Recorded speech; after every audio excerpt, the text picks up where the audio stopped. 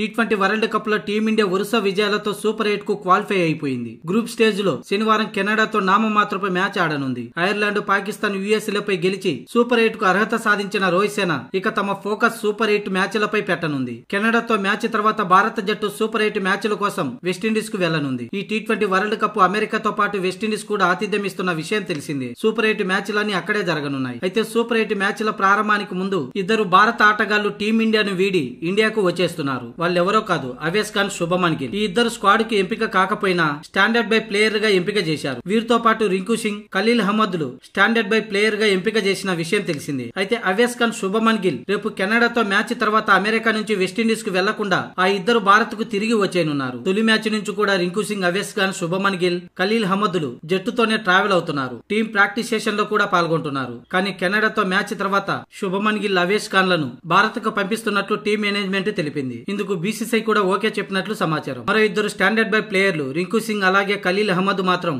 టీంతోనే ఉండనున్నారు. వాళ్ళిద్దరు కలిసి టీంతో వెస్టిండీస్ కు వెళ్లనున్నారు.